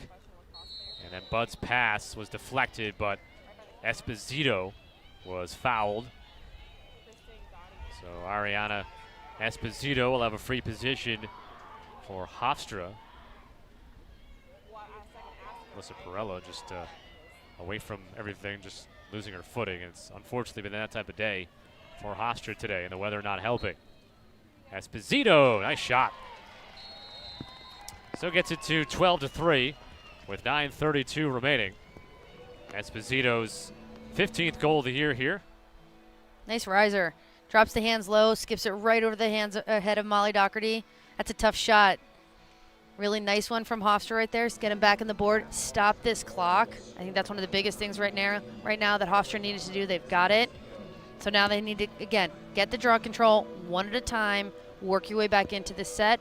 If you're JMU, draw control, push the pace. Absolutely push the pace. You've slowed it down a little bit. You got to move it faster. Of course, the NCAA season culminates on Memorial Day weekend with the biggest events on the lacrosse calendar. And Lac Sports Network will be live in both Baltimore and Philadelphia at both the men's and women's championship weekends. LSN's coverage will include live post-game shows, exclusive coverage of all the post-game press conferences, and on-field interviews with the 2019 national champions. Come to Lac Sports Network for the most in-depth coverage of NCAA Championship Weekend, May 24th through the 27th. Scott Sudikoff, Liz Robert-Shaw, Megan Triplett with you in Harrisonburg, Virginia, where James Madison has dominated from the beginning. It was tied 1-1. The Dukes reeled off 9 in a row. Hofstra got a late first-half goal. It was 10-2 at halftime. The Pride just scoring their first goal of the second half. Free position from Ariana Esposito. James Madison, though, 9 minutes and 20 seconds away from CAA championship number 3 in a row. It would be the 6th for Shelly Clays-Baucom in her 13th year as the JMU head coach. And Liz, we haven't really mentioned this yet. I guess we're saving it for now. Of course, Shelly Clays-Baucom, the former Hofstra head coach that got that program to the NCAA tournament within the top 20 for, I think it was 5 or 6 consecutive years. And, we asked her about if there's still that emotional connection to this Hofstra program. And I think she had a pretty candid answer to that. She did. She said in terms of the players, no, those players have graduated and they're gone, so she doesn't feel that emotional tie to the players. But to the program, absolutely. She always wants this program to find success. She made a comment, and anyone that knows Coach Clays-Baucom knows that she puts her heart and soul into everything. She did it when she was at Hofstra, so she's always pulling for them. She wants them to find success, but then she's also very candid, not against JMU. So in a game like today, there is absolutely no question of who she wanted to win, and that's how she is. All of her heart and soul is into what's going on at JMU, but she's going to have that soft spot in her heart for Hofstra. Of course, a JMU graduate, But she said when she, coached at Hofstra, she took it all in. She made sure she was always wearing the blue and the yellow to just be that to show that, hey, I played at James Madison, but I'm all in here to Hofstra, and obviously got that program to great heights. And as you said, she wants to win this game, but she wants to actually see Hofstra. She wants to, basically what she's saying, she wants to play Hofstra in the championship game every year. She wants Hofstra to be at that level, be a successful program, maybe join her in the NCAA tournament with James Madison at some point. I think she definitely does want that, but she wants to make sure that she continues to be at up. the top of the mountain, exactly. That's healthy, competitive nature. Got a card coming on Logan Brennan for that contact with with Alexa Matera. And Matera will take a few extra moments here with her team down by 9 and just 7:23 left to go here. So player up. Hofstra will be here for 2 minutes. And for the Pride, this is obviously going to hurt. You never want to get to this position and lose. And unfortunately, at this point, not really ever be in the game except for those early parts of it. But 8-9 freshmen that have seen a ton of time this year and have contributed a lot. Junior class, which Shannon Smith telling us that was her real first true class. They're obviously going to be back for another year. So it's one of those things where I think when the aftertaste of this kind of washes away, that they'll be able to kind of show that, okay, we had a really successful season, and there's no reason why this program shouldn't be back here next year or even be better than where they are right now. Absolutely. I think that's one of the things. In the moment, losing a game is so tough, but a season can't be defined by that one win or that one loss. I mean, at the end of the day, one team is going to walk away with a win at the national championship. Everybody else is going to most likely finish on a loss. So you have to go back, see the scope of your year. How did you progress? How have you gotten better? And both teams are going to be able to do that. I mean, already talking to Coach Clace Bockham, she says our team is in such a better place than we were at the beginning. Offensively, you've seen it with the goals they've scored today. Defensively, with that save from Molly Doherty and how confidently they're playing. Coach Smith is going to see the exact same thing when she steps back and looks at this year and how they've just progressed and gotten better and better and made it to this championship. And yes, this will absolutely make them hungry for next year. Molly Doherty denying that Alyssa Perella free position shot. So with 45 seconds left on the yellow card to Logan Brennan and 6 minutes left to go in this championship game. And JMU is going to have no problem right now slowing it down. I mean, they're still going to be aggressive going to cage, but you're going to see them passing it around, taking some time off the clock, obviously with this 26-second penalty left, but there's no hurry for them.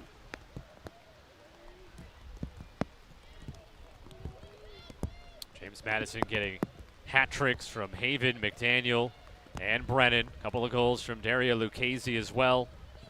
We see the same excellent defense that we're used to seeing from Caroline Stanovich and her crew, as well as Molly Doherty, who has at times been able to match Jess Smith here today. Jess Smith has really been terrific in goal for the Pride. She has made 10 saves. Doherty has made 9.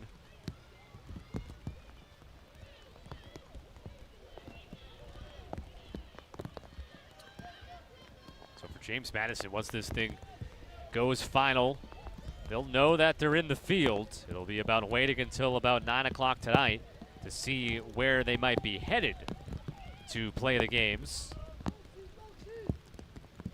Pretty good grasp of who those 8 national seeds are. Of course, the top 4 kind of get that benefit of the bye. And well, the other 4 do get to host games. And you have 2 quote-unquote play-in games this year. And those teams will end up playing the 7 and 8 seeds, the 7 and 8 national seeds. And all that action will get going end of next week. So not too long. Obviously, at this point, at this time next weekend, we'll already be got a pretty good idea of who the final 8 are going to be moving on to the quarterfinals. Yeah, the playing games will happen, I believe, Tuesday or Wednesday, so you'll already be shrinking some people out of the field and then getting into next weekend's first and second round games. Getting fouled is Amanda Guerra, freshman from Babylon, New York. One of those, or was it Esposito that was fouled? Either Timmy way. Guerra on the line. Yeah, it's Guerra. Esposito is also a sophomore. Guerra, freshman, scored 13 goals this year. Doherty looking for a 10th save, and she has it. Double figures for the redshirt sophomore goalie. Doherty's on. I mean, nothing's getting by her right now. She feels really confident. She's seeing the ball well. I think that's really challenging right now for Hofstra, who's just, they're going to need to move her and throw a fake in there before they look for that finish, because she's seeing everything that's just anything coming out of with power. She's seeing it, tracking it, and making that save. And you can tell that she plays with a little bit of a chip on her shoulder. Sat down with her a couple of days ago, and the players were curious as to this fancy chart I had in front of me with all these notes and stats, so they wanted to kind of look at it. And Molly looked down at her information box, and she said, "Oh, played behind Gussie Johns in high school." And you know, she wasn't upset about that little note, but it was just kind of that she's heard that a lot. She played, in high school, didn't see the field till she was a senior, and then comes here to JMU as a goalie of the year standout. I think she, plays with a chip on her shoulder on the positive way, that it really helps drive her that, I want to be at that level as well. Of course, a national team goalie. Yeah, she definitely credited Gussie for showing her, at what level she needs to play in order to get on the field. And Gussie had a great career in high school, had a great career at USC, U.S. National Team World Cup gold medal winner, and it's helped get the team, the ball in attack a lot of times, which Maddie McDaniel just took advantage of right there. 4th goal today, 8th of the tournament. Has to go along with 16 draw controls. And I think deciding who the most outstanding player of this weekend, it's pretty easy, I think. I think it's Maddie McDaniel without even a second thought. She's done so well this tournament. I mean, she's a great kid to sit down and talk to. Just so humble, really genuine, a little bit more soft-spoken than some of the other players who definitely have a lot of swagger, a lot of confidence. Maddie's just very even-keeled, excited for what's been going on, and I love seeing, what she's doing on the field. She's bringing her team to a championship, and, I think she's going to be hoisting that trophy in about a minute 30. 4 goals today, 7 draw controls, coming off 4 goals, 9 draw controls against Elon. Got to secure one more here, then potentially can run out the clock. Perella comes away with it for Hofstra.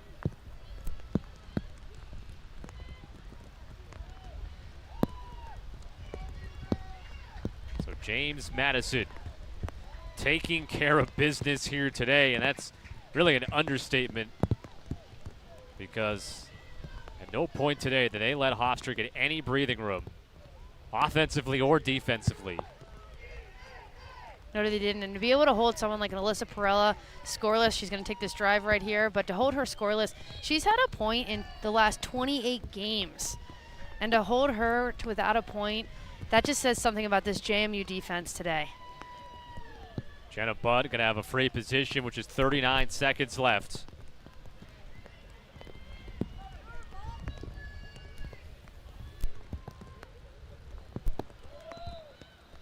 Budd, saved by Doherty, her 11th.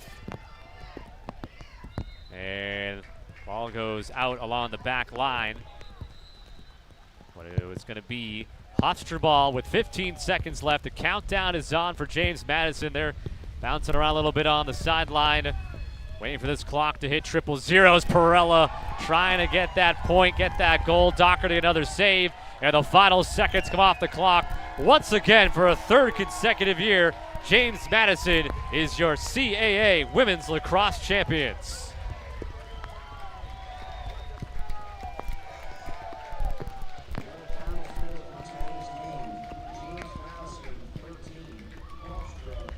The final score today, James Madison 13, Hofstra 3. The Dukes will go back to the NCAA tournament for a 5th consecutive year, and they have a chance to defend that 2018 national championship. Sure, they might not end up being seeded as high as they were last year, but it's all about getting into the tournament, getting the chance to retain that championship. Yeah, I think there were a lot of questions about this JMU team and if they were going to be back here at championship weekend and doing what they did, but now they've gotten the three-peat. They're playing confidently. They found some great scoring threats from Maddie McDaniel on top of Hannah Haven, on top of Logan Brennan. They're finding those. And then today, having a great defensive day as they did down there. Molly Doherty in cage was just lights out. And that's just a situation. I mean, 12 saves against a Hofstra team. That's going to be great going into next week's NCAA tournament. And again, Maddie McDaniel, 4 more goals, 7 more draw controls today. Finishes the tournament with 8 goals. It's 16 draws. Hannah Haven, after a quiet Friday, 3 goals, 2 assists. I think she kind of set the tone from the start. I got to wonder on that sideline that, sure, she's had some struggles maybe on Friday, but she came out, took advantage early, was aggressive, and maybe that rubbed off on the rest of the team as well. I definitely think a player like Hannah Haven coming out strong, it's going to boost up the entire team. I mean, you have your leading scorer getting on the board with a goal and an assist early on. It's going to pump up the team, and it also settles them at the same time because the attack knows, hey, we can all score, but we don't have to because Hannah's doing it. They pose for the picture here. The 2019 CAA champions, the James Madison Dukes. And, I mean, you know Shelly Claes-Bachem maybe better than anyone else in this vicinity right now. What, being someone that knows her so well, what does this mean to her? It's another championship. She's won plenty, but what does winning another mean to her? Oh, especially being a three-peat and making history down here. She made history as a national champion last year, but she's always looking for the next thing, and she's so proud of her alma mater. I know coming back here was a no-brainer, and what she's done with this program and how she continues to inspire these young women to play at the top level and to keep wanting to fight and wanting to win, and it never gets old. So this win, this championship is going to be just as exciting as last year's national championship because for her it's a new day. So, it's really great to see her have this win, to get this record and get to do something that Towson has done, which I know she looked up to. And I mean, I think it'd be really fun to be in that huddle right now because that team's gonna go crazy in about 15 seconds when she wraps up. And for Hofstra, they'll end the season 12-7, make the first trip to the CAA tournament since 2015. Today, probably not a lot of positives in terms of the on-field play they'll take. They'll obviously take a positive out of being here this weekend. But I will say there actually is probably one player they can look at, and to have a freshman goalie in Jess Smith step up today, and she made plenty of tough saves. She ends up with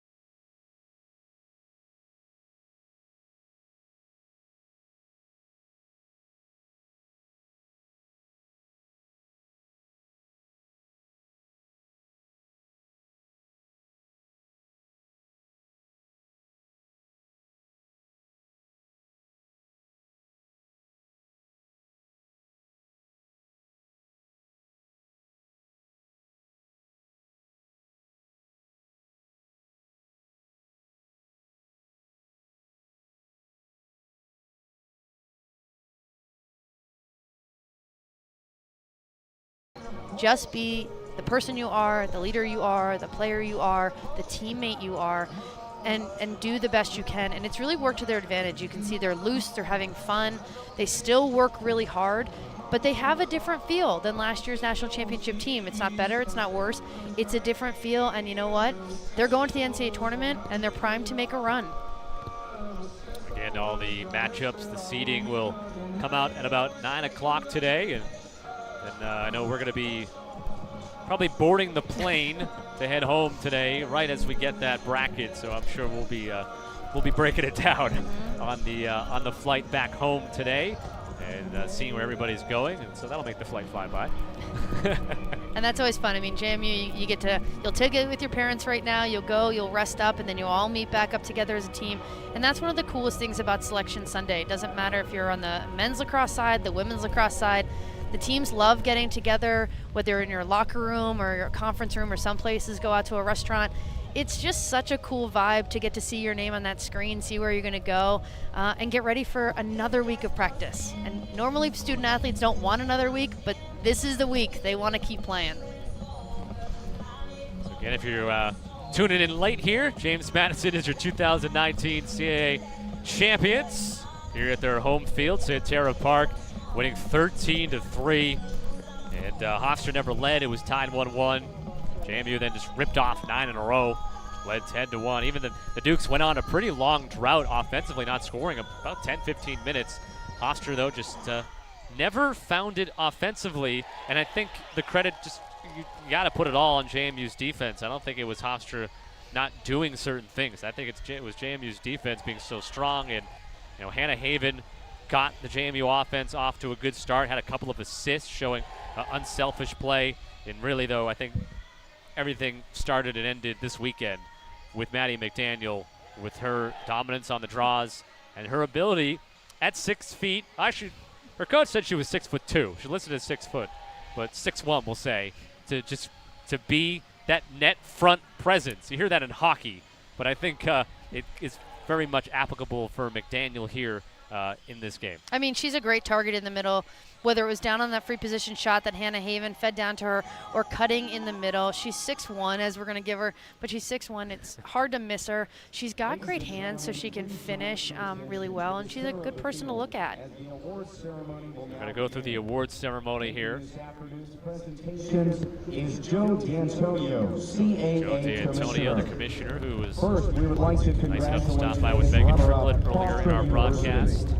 He was in Amherst, Massachusetts at this time yesterday, giving out the men's championship hardware to the Towson Tigers. CAA Women's Lacrosse Champions from James Madison University.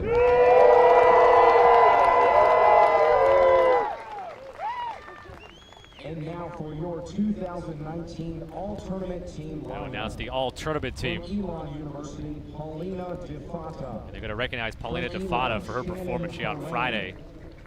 She was outstanding. Madison. Sammy Chenoweth from Towson. Shelby Stack, who had a very solid game Friday as well. Darcy Smith now here from Hofstra, well-deserved with her.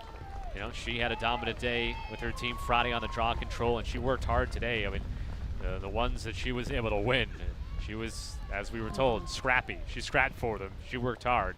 From Hofstra, Jess Smith. And this is a no-doubter as well. Jess Smith, again, the 10 saves today. And what did she have on Friday? She had 13 saves on Friday, so well-deserved as well for Jess Smith. From Hofstra, Alyssa Perella. And Alyssa Perella, amazingly, 28-game goal streak, point streak, ended today. But, 3 goals, 2 assists on Friday. And the CAA Player of the Year. Bittersweet, obviously, for her. But she's got one more year. Molly Doherty getting honored as well. She made 13 saves today, Friday, and 5 stops against Elon, the 2019 CAA Goalie of the Year. From James Madison, Caroline Stanowich. Caroline Stanowich where, you know, you and I talked about this off the air, that sometimes defensive players just don't get enough love on a broadcast because, you know, what they do is just, it's not as fancy as the goal scoring and the saves and things like that, but They do their job. the things she does on the field tend to stand out. And Hannah Haven, I think her performance today is what gets her this recognition because she took it upon herself from the beginning. I think it just clicked with Maddie McDaniel that she's going to be the MVP because she wasn't sure. She's looking around, so it just clicked with her. In the tournament's most outstanding performer from James Madison University, Maddie McDaniel. 4 goals in each game. 8 total. 16 total draw controls. Maddie McDaniel, without a doubt, the most outstanding player of this CAA tournament. I'd be surprised if there was a vote in any other direction for a player on the James Madison side. For the James Madison Dukes, team captains Hannah Haven, Maddie McDaniel, Kelsey Reed, and Caroline Stanowitz. Now the captains come out. Reed, Stanovich, McDaniel, and Haven. And officially presented the 2019 CAA Conference Championship Trophy. 3 straight. One of their mottos this year, we want to make history. We want to be that second team in conference history to win 3 consecutive champions. And congratulations, because they've done it. 2019 CAA champions, James Madison Dukes. And now they go to the NCAA tournament to defend their national championship from a year ago. Thank you for your support of women's lacrosse. And please remember to drive home safely. This one will definitely be going up on the wall in Shelly Claes-Baucom's office. So this will be a great pick for there, the 3-peat. I have a feeling they'll probably throw up some 1s and some 3s potentially up there, so we'll see how this picture goes. And again, one of the challenging things is we see right now Hofstra walking off the field. It's hard to watch a team win and to stand there and watch it, but this was what motivates you. So when you don't want to go out and do that run in the summer, when you want to just kind of sit, or whenever you're thinking, I don't want to work on my wall ball, my stick work, my shooting, what have you, they're going to remember watching JMU win today. They're going to have a picture of that scoreboard in their brain so that they are motivated to come back and flip the script next year. Hofstra kind of looking at them marching up the field. A couple of them keep kind of glancing back over their shoulder, looking at the scene, and yeah, you know, that's where they want to be, and that'll be motivation for Hofstra. They told us in the offseason coming into this year, the motivation was just do it for the CAAs, get to the CAA tournament. Hofstra able to do that this year. I got a feeling now it's going to be a step further going into next year. It's going to be, you know, do it for winning the CAAs, get to that next step, because obviously today, 1 step away, they fall short, and James Madison wears the crown once again here in the Colonial Athletic Association. Shelly Claes-Baucom is making her way over to Mega Triple White right now, and she's waving, well, she's waving a white, might be the t-shirt, white t-shirt. She's not waving the white flag. No chance. She's obviously excited with another victory, and she'll get settled with Megan Triplett down there on the field right now. We'll talk to her in just a couple of moments here. Another championship for the James Madison Dukes. Keep saying it's obviously the 3rd in a row, but the 6th under the direction of Shelly Claes-Baucom. It'll be the 8th trip for her as a head coach to the tournament, 7th with JMU, and of course she had the 1 where she was the head coach at Hofstra. All right, it looks like they're ready down the field, so let's check in with Megan. Coach, you pretty much dominated this game. What was clicking for you guys? I really think everything was clicking. You know, in the first half it was ground balls, our shooting percentage. The second half we got a little stale, but defense stayed focused. You know, and we just plugged away. You know, I think it was a total team effort today by James Madison. Really, really proud of our team. It is a three-peat. Put this one into perspective for me. Well, it's just, a long time coming. When I came to JMU, I wanted to dominate this conference, and it took a while to get there, but here we are. It feels so good, but I can't do it without those girls, man. They work so hard for this program, and all the credit goes to them. And talk to me about senior Hannah Haven. She led you guys with 5 points. In the semis, I asked you, how can you get her more involved? You said it's up to her. Yeah, luckily for me, mentality is such a big part of our coaching. And so, we've trained them to have a resilient mentality. We're not afraid of a little bit of foul here, a little bit of foul there. She knows what it takes to put our team on her shoulders, and she showed that again today. And talking about your senior class and how important they've been to this program. Each and every single one of them, not every single one of them even plays, but they've all found their way to make a huge impact in this program through the daily grind. And when you have that, people unselfish, people are willing to make sacrifices, you have a great team situation. So I'm so proud of them. They knew, three-peat is hard, but they went after it and they made it happen. And before I let you go, I got to talk about your defense. I'm not sure if you realize this, but Alyssa Perella, you held her scoreless. She's not on the stat sheet. You broke her 28-game scoring streak. Defensively, how proud of you are for this team? She's an incredible player. We have so much respect for her. She's so fast. She's so quick. She's got a lethal shot. And for us to be able to keep her off the scoreboard is a total testament to every single player on this team. They really respect our scouting reports, and they put it into play today. That's an incredible feat if that's what they did. And how do you plan on celebrating this win? Well, really just going back to the books, we have had a goal to be defending national champion in that NCAA tournament. So now our work begins. The road continues. Thanks, Coach. Thank you. All right, thank you to Megan and Shelly Clays-Baucom, who will go back and celebrate with her team right now. With Maddie McDaniel, the most outstanding player of this tournament. 8 goals, 16 draw controls, and she is being ushered over to Megan right now. And Hannah Haven, though, sprinting past her. I think Hannah wants to grab dibs on an interview first. We might end up talking to both of them, of course. So looks like Megan's going to be with Hannah Haven right now. So let's go right back down to Megan Triplett. All right, now I have Hannah. Hannah, tell me what the emotions are like right now.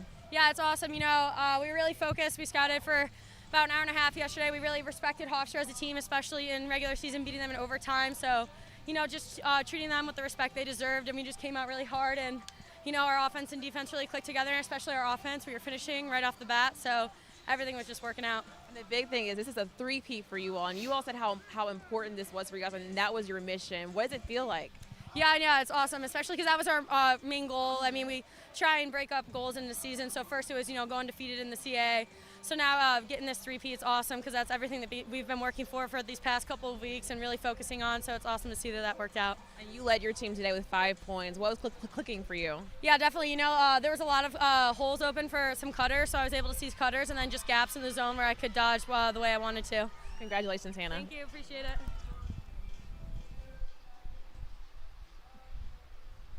And now Maddie McDaniel going to walk over to Megan and join her. So let's not even skip a beat. Right back with Megan and Maddie. Maddie, you are the most outstanding player. Put this up for everybody to see. There you go. How does it feel, and what are the emotions like for you right now? It's just so great because I feel like today we came out and we were just really prepared, and we were not going to take this game lightly at all. And it was just great to have that final validation that we are truly the best team in this conference. Why did you guys need that validation? You guys won the national championship last year, and you guys have been the team that's been hunted throughout the whole entire season. Mm-hmm.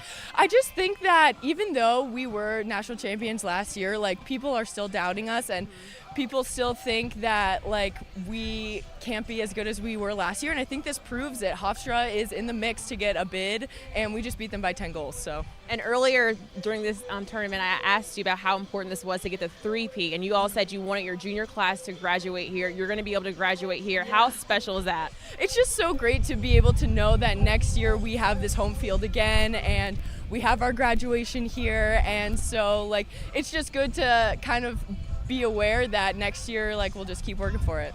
And now the journey continues. As a captain, what's your message to your team? I just think we have to know that the work is not done and we are not ready to give up yet. As long as we are still playing, we're going to come out and we're going to work hard every single day. Congratulations, Maddie. Thank you. All right, thank you, Megan. Great job down on the field all weekend long. Liz, Robert Shaw, just final thoughts from you on this weekend of the CAA tournament. And James Madison, again, obviously another championship. I think it was a great weekend. You know, seeing James Madison come in here with a task, they wanted to win a three-peat, and they want to get it done, and to see them just progress through the tournament and get that done was awesome. But I also think seeing the storylines of young teams. You had a young Elon team coming in here, giving a great battle to JMU yesterday, a young Hofstra team that took out Towson, got a little revenge from a regular season loss.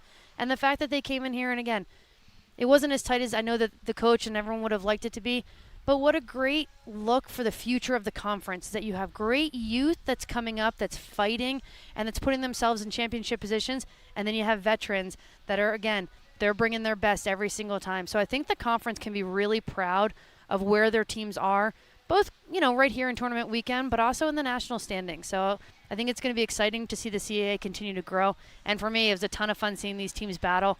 I love the grit, the hustle, and the fight of the CAA have since I played in it, and they don't disappoint at all.